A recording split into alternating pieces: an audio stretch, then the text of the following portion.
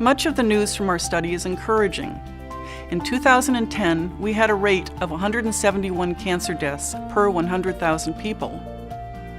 Our projections show that overall cancer death rates are decreasing.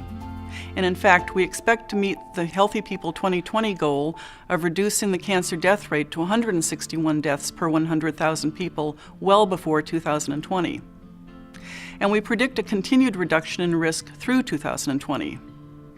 But I think there's still a great deal of ignorance. At the same time, we project that the actual number of people dying from many leading cancers will continue to increase steadily each year. Even the fact that the system has a lot of stupidity in it, I think, has a function. By the year 2020, we predict that almost 630,000 people will die from cancer that year. If you can guarantee lots of stupidity in the educational system, like stupid assignments and things like that, you know that the only people who make it through are people like me and like most of you, I guess, who are willing to do it no matter how stupid it is, because we want to go to the next step, The cancer incident rates measures the risk to the average person of being diagnosed with cancer. As you can see, we predict that the overall cancer incident rate, or average risk, will remain about the same between 2010 and 2020. Plague is attractive as a weapon because it generates fear, it spreads easily, and it kills very quickly. However, like cancer deaths, the number of new cancer cases is expected to increase each year, from 1.5 million new cases in 2010 to 1.9 million new cases in 2020. Only 5 years from now, we will be seeing almost 2 million new cases of cancer each year. The monkey supplier, Litton Bionetics, was also a leading biological weapons contractor for the military and the CIA by 1969. When we look at the leading cancers, we predict that the greatest increase in the number of new cases will be for prostate cancer in men and breast cancer in women. Cancers of the lung and bronchus and colon and rectum will also increase, but the increases will be not as great. So I brought African greens, and I didn't know we were importing AIDS virus at the time. And it was you who introduced AIDS virus to the country. It was you who introduced AIDS virus to the country. It was you who introduced AIDS virus to the country. We predict that we will continue to see increases in new cancer cases and cancer deaths each year. This is a real story. This is a real story. This is a real story.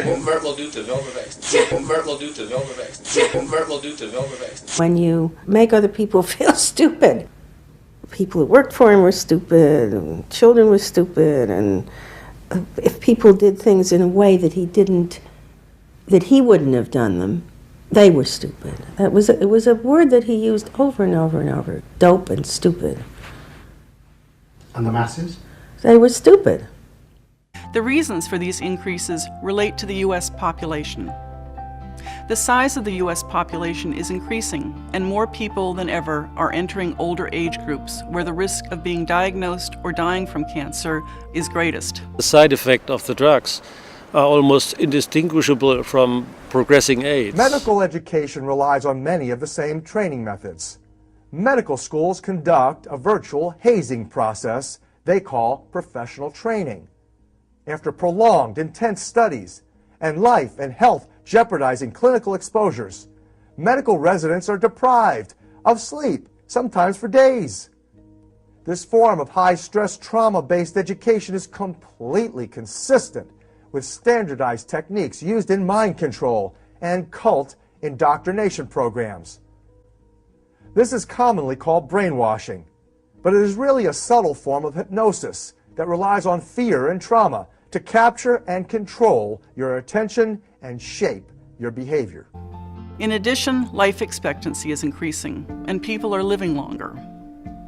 We want older people to live longer, healthier lives. Nobody thought you always die in spite of the treatment. You don't die because of the treatment. That's what we always think. We think, well, the patients die although we have done everything for him. That's why we thought, of course, it's the virus which kills the people. Yeah, but after a while we saw that maybe the treatment could play a role as well. The end result is you get a heavily trained, egocentric professional that earnestly believes they are operating for the public's greatest good. And cancer does not need to be an inevitable consequence of growing older. Well, for me, it's not an epidemic in the classic sense. For me, it's an epidemic of a new test. We can reduce the number of people getting cancer through prevention and the number of people dying from cancer through screening and treatment. The insurances pay for the antiretroviral treatment, but they don't pay for an alternative treatment. So if people want to take glutathione or things like that, they have to pay it on their own. CDC will continue to monitor the number of new cancers and cancer deaths. You can read more about our work in these two publications. Bernays understood that people have an unconscious trust in their doctor or their dentist. It was a 1970 Department of Defense appropriations request for $10 million for a 5-year study to develop immune system ravaging microorganisms for germ warfare. We also invite you to visit the CDC Cancer website to learn more about our research and our public health programs. Educating, informing, and persuading the public to accept these social goods, ideas, concepts, or whatever.